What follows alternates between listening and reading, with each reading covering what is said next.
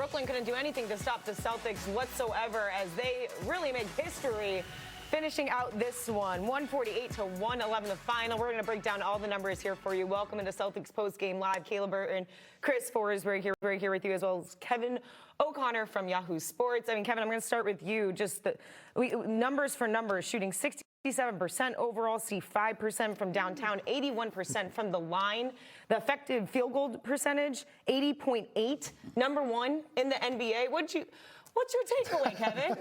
I mean, we saw Where do you start? The greatest shooting display in NBA history. That's what it was. And it's just hard to believe that this was a close game in the middle of the third quarter. The Nets were hanging around. And here we are, Chris.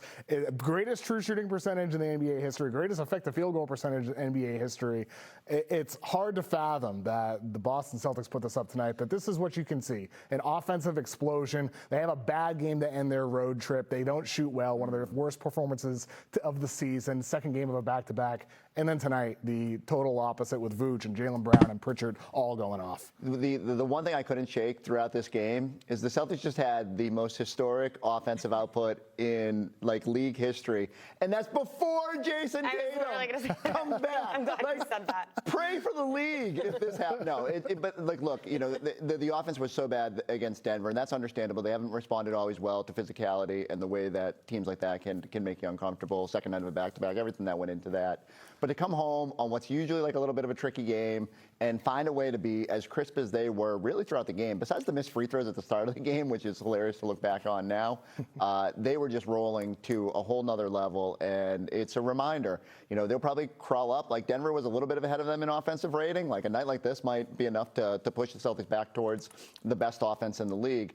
And there's still room for them to grow when Tatum comes back. And I don't know, that's just like a daunting thought for the rest of the NBA, Kayla. Yeah, it's funny because you have Jaylen Brown and the Celtics going 0 for 4 at the line to start this thing, and then he just absolutely explodes really from the start of that third quarter towards the end of that second half and finishes with 28, 9 of 12 shooting, 4 of 4 perfect from the three, 9 assists, 7 rebounds. The stat line goes on and on. He's standing by with Abby Chin postgame. Jaylen, the offensive efficiency in this game was off the charts. What kind of command did you have? I think we was due for some makes. We didn't finish off the road trip the way we wanted, but we came here and knocked down some shots. Yeah, it was defense that won those games on the road. Offensively, what was different tonight?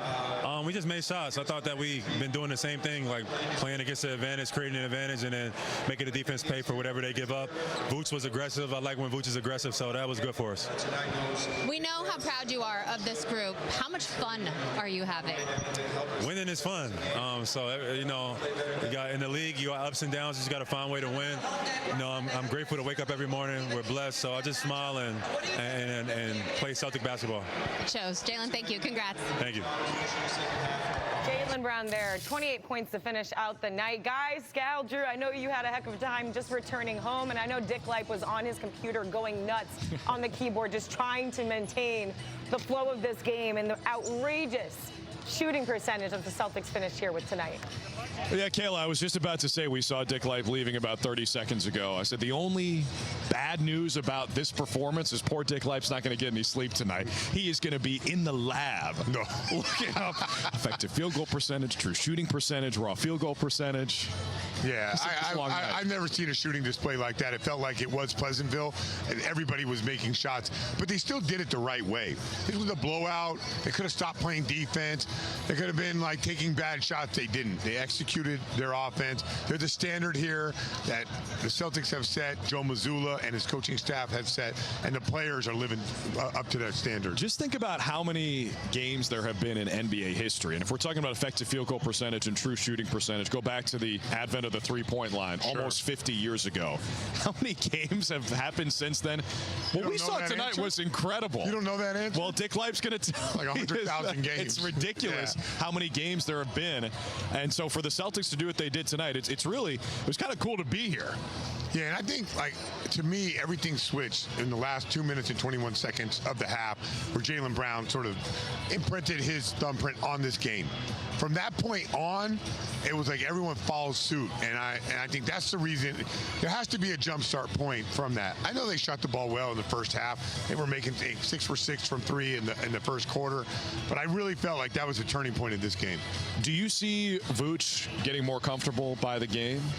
I mean, it's hard to tell in a game like this. Yeah. Really what we're measuring ourselves with is Detroit, with New York, with the physical teams, right? And then you can even maybe throw Cleveland in there. They're not as physical in their front court. So I'll know if he's really comfortable against those teams, you know, when we get a chance to play some of the more physical teams. Like, we're going to have San Antonio again, Oklahoma City again, twice, so Minnesota. I'll know how he's feeling based off of those big-time matchups. Well, you mentioned those two other teams in the Eastern Conference. I'm going to flip the script on you right now. I'm just going to put you on the spot and ask you a question instead of looking it up myself. Who won between the Knicks and the Cavs tonight? Do you know? No, I didn't even check. My bad. I don't know either. Maybe someone in the studio I know the Cavs were up by 13 in the second quarter, but that's all I know. Yeah, I know Harden didn't play. You know, the problem with the game is I was so locked into us making every shot. I know. Normally in a blowout, I'm checking scores, and I'm not doing my radio show because it's Saturday tomorrow. So I'm like, man, I'm not looking at scores today. Oh, so we're going out tonight? No, I got to pick up tomorrow. Oh, okay. Yeah. I got a long run tomorrow. I heard. Donate. Celtics.com/DrewRunsBoston. Yeah. All right, someone in the studio will know the score of that game. I'm looking at it right now. 112 to 111, 13 seconds left to go.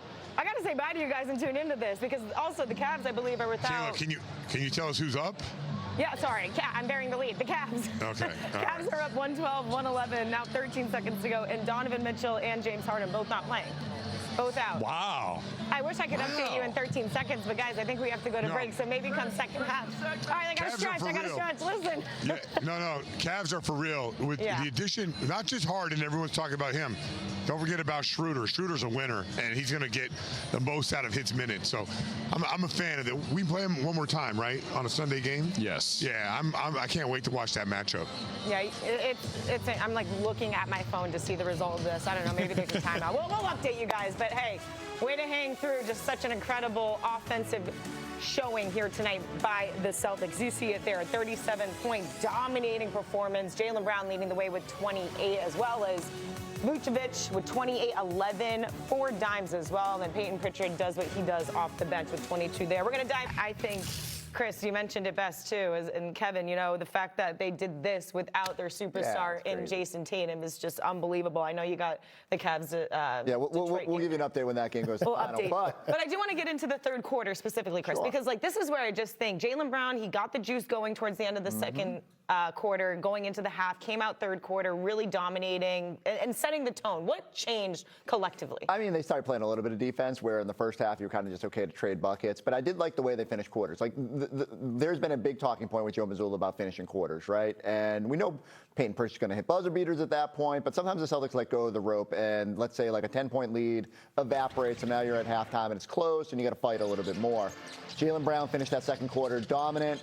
It gave them some good vibes going into the halftime, and with the offense humming like it did, I mean, when you go for 43 points, plus 17 overall in that quarter, but everything was just clicking. I like that everybody kind of had their involvement in it, but from hustling down loose balls like that to just the playmaking that was going on, it's almost criminal that they had, 39 assists on a non-Eddie House night?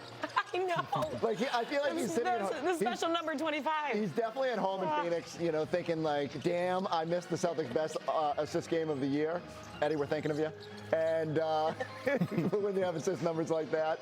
And but yeah, what an amazing performance. Again, I go back to it, just complete offensive domination.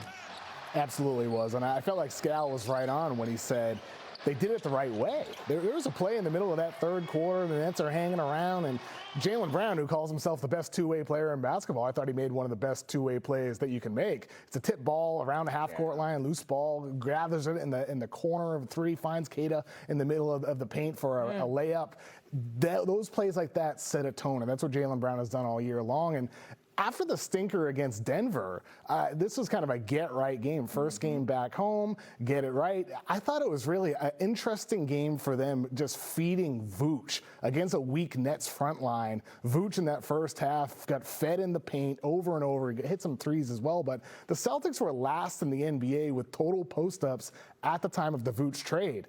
They're still not running a lot of them at this point, but it's nice for them to have this layer added to their offense. And I thought this against a weaker Nets opponent, this is a good opportunity for him to get going, get set in this Celtics offense, and figure out the best ways to utilize him ahead of the playoffs and kind of a practice game against Brooklyn. And everyone who was signing off, like there was a lot of Vooch hate after that one game about the trade, about like, well, you know, obviously he's got some stuff to shore up, especially on the defensive end. But the apology forms will be available later if you want to apologize. Wow. You're spitting fire here today. Yeah, no, it does make sense because Vooch is, 28 points, 11, 9 of 13. And Kevin, this is a guy who's like, is still getting used to this team. Like he's still trying to find this offense, find the comfortability, make sure that he's getting better and better defensively. So what stands out in terms of the very few games that he's really been playing with the Celtics since the trade? I mean, once Tatum's back, he'll be like the 7th guy. Yeah, right. There's less pressure. There's going to be certain playoff series where he might have to play 8 minutes, somewhere he plays 25.